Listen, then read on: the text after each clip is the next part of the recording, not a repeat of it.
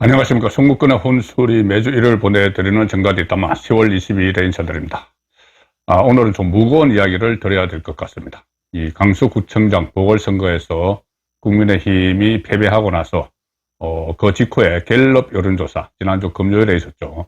여론조사에서 윤석열 대통령 지지율이 30%가 나왔습니다. 그래서 비상이 걸렸는데 국정 운영 방향을 바꾸자, 뭐 이런 이야기들이 지금 여권 안에서 나오고 있죠.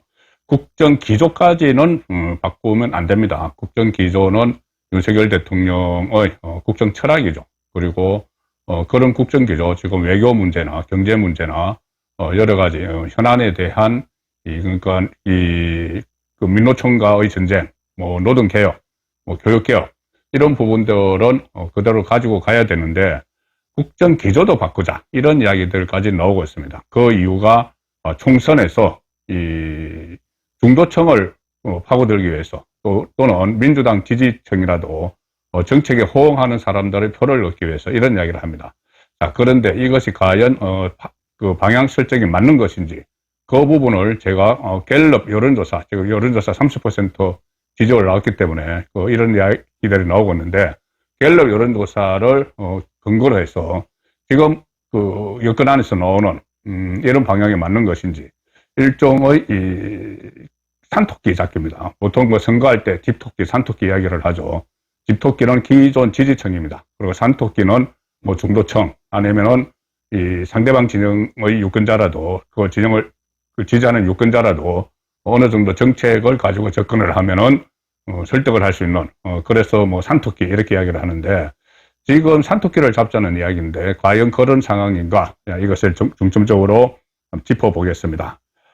지금 강서구청장 선거에서 패배하고 또 여론조사 30% 나오니까 여권은 거의 무장해제 수준입니다. 무장해제. 왜 그러냐면은 윤석열 대통령이야 대통령으로서 국정 운영의 최고 책임자로서 앞으로 뭐 소통을 더 강화하겠다 이런 이야기도 하고 김기현 지도부에 일단 힘을 다시 실어주고 또 이 당과 정부 대통령실 정례회동 주 1회 고위당정회의 이런 것도 지시를 하고 이렇게 나가는 게 맞지만 당에서 선거를 직접 치러야 되는 그 국민의힘에서 거의 무장 해제를 하고 있습니다. 앞으로 뭐 이재명에 대해서 언급을 삼가겠다. 자, 이재명 그 사법 리스크 다 끝나지도 않았죠. 중간에 막혀 있는데 앞으로 이재명 이야기는 하지 않겠다. 이것이 그 김기현 대표실에서 나오는 이야기고 오늘 박정아 대변인은 이런 이야기를 했습니다. 내일부터 이재명이 이제 당무에 다시 복귀를 하는데 이 단식 쇼를 끝내고 복귀를 하는데 앞으로 민주당과 민생을 같이 논의하겠다. 협치를 하겠다. 이렇게 이야기를 했습니다. 그러면 그동안 이재명이 윤석열 대통령에게 용수회담 하자. 민생 용수회담 하자. 이렇게 했는데 용산에서는 아니 지금 확정적 범죄 혐의자와 어떻게 용수회담을 하느냐. 그러면은 이 잘못된 시그널을 검찰과 법원에 줄 수 있다. 이래서 안 하고 있죠. 근데 지금 국민의힘 대변인이 내일 당무 복귀하니까 앞으로 뭐 협치하자. 뭐 민생을 논의하자. 이렇게 하면은 다시 용수회담이라고 이름 붙여서 제안을 하면은 그거 참 곤란하게 되는 상황이 되는 것이죠. 자, 그래서 이런 모든 것들이 국민의힘에서 총선을 앞두고 중도층 또는 뭐 민주당 지지층 일부에게 이 어떤 소구를 하기 위해서 그 메시지를 보내는 것인데 그것이 과연 지금 합당한 타깃인가 그 문제를 제가 집중적으로 여론조사 결과를 가지고 짚어보겠습니다. 막연하게 말씀드리는 것이 아니고 앞으로 또 그 이재명 당무 복귀하면은 이재명에 대해서 사법 리스크 이런 것도 언급을 안 하겠다 뭐 이런 이야기인데 이게 제대로 가는 것인가? 자, 민심을 한번 파악을 해보죠. 자, 일단 윤석열 대통령이 처음에 그 3월 9일 대선에서 이기고 5월 10일 취임을 했죠. 취임을 하고 나서 취임한 그 다음 주에 갤럽이 작년에 갤럽이 윤석열 대통령 지지율을 처음으로 조사를 한 게 있습니다. 첫 조사. 작년 그 3월에 대통령이 됐고 국정 운영 지지율을 첫 조사를 한 게 있었는데 첫 조사했을 때 52%가 나왔습니다. 52% 국정 운영 지지율이 며칠 전에 30% 나왔죠. 근데 첫 조사에서 52%가 나왔는데 이것이 불과 100일 만에 100일 만에 28%로 내려앉았습니다. 그때 8월 달에, 작년 8월 달에 28%로 내려앉았죠. 거의 반토막 났습니다. 자, 반토막 난 이유가 뭐냐? 그때 다들 기억하시겠지만은 바로 그 대통령 취임하고 지방선거가 있었죠. 그래서 막 흑색선전에 난무했고, 민주당은 그때 대선 불복 심리였습니다. 그리고 그때부터 이재명은 방탄을 위해서 개항 어뢰 국회의원 배지를 달았고 당대표 도전하고, 그리고 초기에 엄청난 가짜뉴스들이 막 쏟아졌죠. 김건희 여사에 대해서 계속 여러 가지 뭐 프레임을 막 걸었고, 또 윤석열 대통령이 처음 미국 방문을 했는데 그때 뭐 바이든 날리면 이런 소동이 있었고, 그 다음에 도어 스태핑을 했는데 그때마다 끈끈이 이 말꼬리를 잡고 막 논란을 일으켰습니다. 그리고 인사파동을 막 유도하는 다수당의 힘으로 그런 상황에서 초기에 엄청난 어려움을 겪었죠. 그리고 이준석 내부 총질이 있었습니다. 그 시점에. 그래서 뭐 그 본인이 성접대 의혹으로 수사를 받아서 당원권이 정지됐는데, 그것이 비대위가 설치됐는데 가처분 소동을 벌이고, 이런 엄청난 그 혼란이 있었습니다. 초기에. 그리고 그것을 대체적으로 유도했던 게 민주당 세력이죠. 자, 그래서 지지율이 100일 만에 반토막이 났는데, 그럼에도 불구하고 윤석열 대통령은 그때 당시 이 민주당 세력을 국민의 대통령이니까 껴안겠다고 5.18 기념식에도 참석을 하고 막 이런 행보를 보였죠. 자, 그랬는데 그런 노력에도 불구하고 100일 만에 지지율이 52%에서 28% 떨어졌는데, 그 28%로 떨어진 여론조사를 다시 한번 분석을 해보면은, 자, 민주당 지지자, 내가 민주당을 지지한다고 응답한 응답자가 윤석열 대통령을 지지하는 비율은 단 5%였습니다. 5%. 자, 그런데 문제는 그때부터 지금 1년 이상이 흘렀는데 여전히 민주당 지지자들은 윤석열 대통령 지지를 딱 5% 정도만 합니다. 이번에 금요일 발표된 데도 5% 나왔습니다. 계속 민주당 지지자는 이 100명 중에 5명만 윤석열 대통령이 어떤 정책을 내놔도 무조건 5% 정도를 제외하고는 묻지마 부정평가를 하는 것이죠. 자, 그리고 무당청, 그러니까 중도청 역시 마찬가지로 그때 18%까지 내려갔는데, 이 무당청 18%가 윤석열 대통령을 지지를 했는데 100일 만에 확 떨어졌을 때, 이 18%는 지금까지도 그대로 한 18% 정도가 윤석열 대통령을 지지합니다. 무당청 중에서 나 어느 정당도 지지하지 않아 이렇게 응답하는 응답자가, 지난 금요일 조사에서도 그때 30% 지지율 넣은 그 조사에서도 마찬가지로 무당청은 18%를 지지를 했고, 그때 1년 한 3개월 전에 그때 28% 나왔을 때도 무당청은 18% 지지를 했고, 민주당 지지자는 그때나 지금에는 5%를 지지를 했고, 자, 이렇게 되면은 지금 외연 확장 이야기를 하는데, 무당청과 민주당은 전혀 움직이지 않습니다. 전혀 움직이지 않고, 특히 이번에 뭐 강서구청장 선거 지고 나서도 무당청과 여기에서 더 떨어진 것도 아니고 그대로 딱 있는 상황이죠. 자, 그렇다면은 여기에 비해서 무당청 이렇게 움직이지 않고 100일 만에 확 내려가가지고 5%만 지지하고 18% 지지하는데, 윤석열 대통령을 찍었던 것으로 이렇게 유추를 해볼 수 있는 우호청은 그러면 지지율이 어떻게 변했을까? 자, 여기서 상당히 충격적으로 좀 받아들여야 될 게 나옵니다. 제가 다 분석을 했는데, 자, 예를 들어서 제가 우호청이라고 그러면 일단 4개 그룹으로 하겠습니다. 그 갤럽에서 세밀하게 분석을 하는데, 그 4개 그룹은 어떤 그룹이냐면은, 처음에 이 연령별로는 70대 이상은 상당히 이 보수 우파 성향이 강하죠. 그 다음에 지역적으로는 대구, 경북, TK. 그리고 정당 지지자, 어느 정당을 지지하느냐 물었을 때는 국민의힘 지지한다. 응답청. 또 하나는, 이념 성향이 어떠냐 물었을 때 보수라고 응답하는 응답청. 자, 이렇게 4개 그룹이 윤석열 대통령에 대한 우호청이라고 보고 서로 겹치기도 하겠죠. 뭐 70대가 TK에 사는 70대일 수도 있고 국민의힘을 지지하고 뭐 보수라고 응답을 했고. 그런데 어쨌든 이 평균을 내면은 윤석열 대통령 우호청이 어떻게 변해왔는지를 알 수가 있겠죠. 자, 첫 조사 때 제가 52%, 전국적으로 52% 그 국정운영 지지를 받았다고 말씀을 드렸죠. 3월에 첫 조사 때 작년에. 그런데 제가 말씀드린 이 4개 그룹 5청은 평균 74%가 지지를 했습니다. 대통령 지지율 74%. 엄청난 거죠. 자, 그런데 이 74%인데 첫 조사에서 전체 52%니까 한 22%가 윤석열 대통령 5청이 더 많이 지지를 했습니다. 일반 그 평균에 비해서.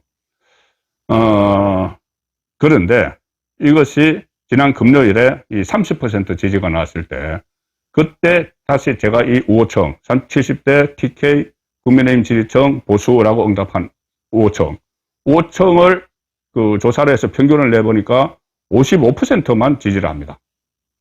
그러니까 첫 조사에서 74%를 지지했던 74% 국정운영 지지율을 보였던 윤석열 대통령의 5호청이 지난 금요일에 조사에서는 55%로 떨어졌죠. 자, 전체가 30% 나온 중에 55%면 그나마 큰 거지만은 이 5호청만 딱 놓고 보면은 1년 반 사이에 74%에서 55%로 22%포인트나 19%포인트네요. 19%포인트나 확 떨어져 버린 겁니다. 자, 그러면 지금 말씀드린 대로 뭐 윤석열 대통령은 뭐 소통을 강조하는 건 그렇다 치고 국민의힘에서 지금 당장 여기는 놔두고 기존 5청은 신경을 안 쓰고 민주당 그리고 중도층을 파고들기 위해서 뭐 이재명과도 뭐 마치 회담도 할 수 있다는 식으로 이야기를 하는데, 그럼 이 기존에 이 지지를 했던 이 5청은 또 더 돌아서겠죠. 특히 이 1년 그 6개월 사이에 70대 이상에서는 원래 73%가 윤석열 대통령을 국정운영 지지를 한다고 이야기를 했는데 지금 51%로 떨어져서 22%포인트나 그 추락을 해버렸습니다. TK도 그때 68% 지지했는데 지금 45% 지지, 23%포인트나 떨어졌죠. 다 그렇습니다. 국민의힘 지지층마저도 82%가 윤석열 대통령 국정운영을 지지한다고 했는데 지난 금요일에 놓은 거는 69%, 그 13%포인트가 떨어졌죠. 자, 이런 상황이 됐으니까 제가 말씀드린 대로 집토끼가 지금 달아났는데 울타리를 새로 막 만들어서 울타리를 고쳐서 그러니까 새로운 이 비전을 뭐 주고 보수 유권자들에게 그렇게 울타리 고칠 생각은 하지 않고 오히려 지금 산토끼를 잡으러 다니는 그런 격이 된 거죠. 집토끼는 다 지금 달아나고 있는데 그 윤석열 대통령이 이 초심으로 돌아간다는 그런 메시지가 많이 나왔죠. 초심으로 돌아가겠다. 그러면 정말 초심으로 돌아가는 것은 윤석열 대통령 본인이 왜 대통령이 됐는지 그걸 알아야지. 그걸 다시 깨달아야지. 그때 했던 그 초심으로 돌아갈 수가 있겠죠. 나를 찍어준 국민들이 나에게 원하는 것이 뭔지. 그래서 나를 찍어준 국민들이 원하는 것을 먼저 해놓고 그 다음에 나를 반대했거나 아니면 투표장에 나가지 않고 그 기권을 했던 그 국민을 향해서 메시지를 내놓는 게 순서겠죠. 지금 안에서 그 정치란 게 그렇습니다. 콘크리트 지지층이라는 게 있어야 됩니다. 콘크리트 지지층이 딱 있어서 그래서 받쳐줘야 되는데 그게 무너지고 있는데 오히려 다른 데 시선을 돌리는 그런 상황이 지금 전개가 되는 것 같다는 게 제가 분석한 결과입니다. 윤석열 대통령을 왜 뽑았을까? 이것도 갤럽 조사에 나와 있습니다. 갤럽이 대선 직후에 이재명을 뽑은 이유, 윤석열을 뽑은 이유, 그러니까 투표를 한 이유를 조사를 했는데 가장 첫 번째 대답한 게 윤석열 후보에게 투표한 이유 첫 번째가 정권 교체를 하기 위해서. 이게 39%입니다. 그 다음에 두 번째가 상대 후보가 싫어서, 그러니까 이재명이 싫어서, 이재명보다는 나아서, 이게 17%. 그 다음에 쭉 나오는 게 뭐냐면은, 이 부정부패 척결, 또 신뢰감이 있다, 공정, 정의롭다, 뭐 이런 게 14% 막 이렇게 나옵니다.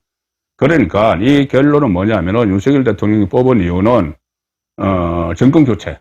그러면 문재인 정부가 그동안 실망을 시켰기 때문에 정권 교체를 해야 된다는 그런 국민 지지자들의 생각. 또 하나는 상대 후보가 싫어서, 이재명이 싫어서 이재명이 그때 대장동 의혹에 휩싸여 있었죠. 재작년 9월부터 해서 대선이 치르는 3월까지 계속 대장동 의혹, 그 대장동 몸통, 그래서 그것 가지고 나중에 대선 공작을 해서 몸통 바꿔치기 하고 이런 것도 요즘 드러나고 있죠.